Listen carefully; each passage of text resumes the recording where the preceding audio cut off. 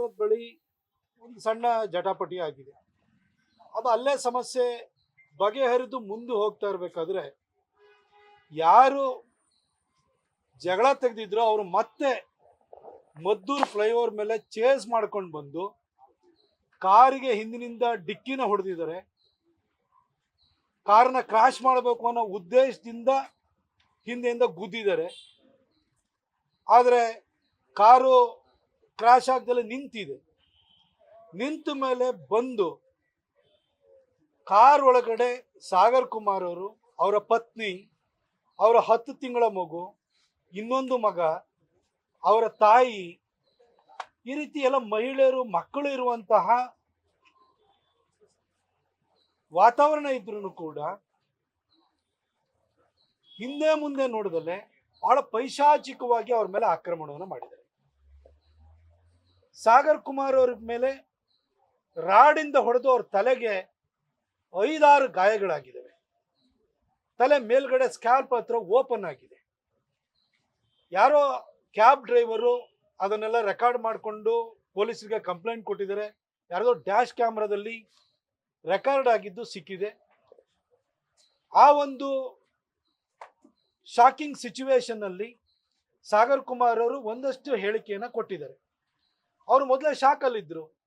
ಅವರ ಪತ್ನಿ ಯಾರು ಆಕ್ರಮಣ ಮಾಡ್ತಿದ್ರು ಅವರ ಕಾಲುಗಳನ್ನು ಹಿಡಿದು ದಯವಿಟ್ಟು ಬಿಡಿ, ನನ್ನ ಗಂಡನ ಬಿಡಿ ಅಂತೇಳಿ ಹೇಳಿ ಬೇಡ್ಕೊಂಡ್ರು ಕೂಡ ಪೈಶಾಚಿಕವಾಗಿ ಆಕ್ರಮಣವನ್ನು ಮುಂದುವರಿಸ್ತಾನೆ ಇದ್ದಾರೆ. ಹೀಗೆ ದಿಗ್ಭ್ರಮೆಗೊಳಗಾಗಿದ್ದಂತರು ಕೊನೆಗೆ ಕಂಪ್ಲೇಂಟ್ ಅನ್ನು ಕೊಡಬೇಕಾದ್ರೆ ಒಂದಷ್ಟು ಮಾಹಿತಿಗಳನ್ನು ಕೊಟ್ಟಿದ್ದಾರೆ.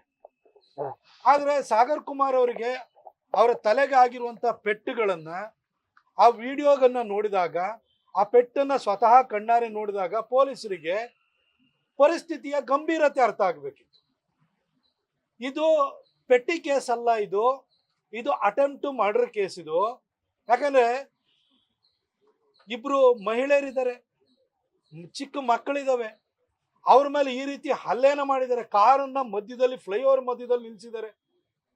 ತಲೆಗೆ 5-6 ಗಾಯಗಳಾಗಿದ್ದಾವೆ, ಅದು ಡೀಪ್ ವೂಂಡ್ ಆಗಿದೆ.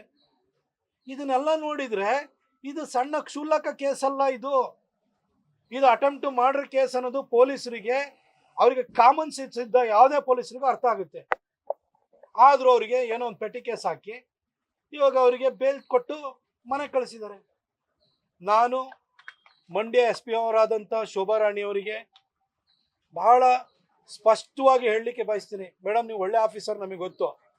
ಆದರೆ ಮಂಡ್ಯದಲ್ಲಿ ನಡೆದಿರುವಂಥ ಘಟನೆ ಬೆಂಗಳೂರು ಮೈಸೂರು ಹೈವೇನಲ್ಲಿ ಓಡಾಡೋರಿಗೆ ಒಂದು ರೀತಿ ಆತಂಕ ಸೃಷ್ಟಿ ಮಾಡಿದೆ. ಕಳೆದ ಒಂದು 10 ದಿನಗಳ ಹಿಂದಷ್ಟೇನೆ ಮಂಡ್ಯದಲ್ಲಿ ಒಂದು ಹೋಟೆಲ್ ಬಳಿನಲ್ಲಿ ಫೈರ್ ಆಗಿದ್ದು ನಾವು ನೋಡಿದ್ದೀವಿ. ಅದ್ಯಾವುದೋ ಜಾಲಿ ಫೈರ್ ಮಾಡಿದ್ದಾರೆ ಅಂತ ಹೇಳ್ಬಿಟ್ಟು ಅಲ್ಲೂ ಮುಚ್ಚಾಕಿ ಆಯಿತು. ಈಗ ಮದ್ದೂರಿನಲ್ಲಿ ಈ ಪ್ರಕರಣ ಸಂಭವಿಸಿದೆ. ಏನು ಮಾಡ್ತಿದ್ದೀರಿ ಮೇಡಮ್, ನೀವು ಕಣ್ಮುಚ್ಕೊಂಡಿದ್ದೀರಾ? ನಿಮ್ಮ ಡಿಪಾರ್ಟ್ಮೆಂಟ್ ಅವರು ಏನು ಮಾಡ್ತಾ ಇದ್ದಾರೆ ನೀವು ಗಮನಿಸ್ಬೇಕಲ್ವ ಇದನ್ನ. ನೀವು ಈ ರೀತಿ ಒಂದು ಮಾರಣಾಂತಿಕ ಹಲ್ಲೆ, ಅದು ಏನು ತಲೆಗೆ ಪೆಟ್ಟು ಬಿದ್ದಿರುವಂಥದ್ದು, ಇಷ್ಟಾಗಿಯೂ ಕೂಡ ಬೇಲ್ ಸಿಗುವಂಥ ಸೆಕ್ಷನ್ಗಳನ್ನ ಹಾಕಿದ್ರೆ ಏನರ್ಥ ಮೇಡಮ್ ಇದು?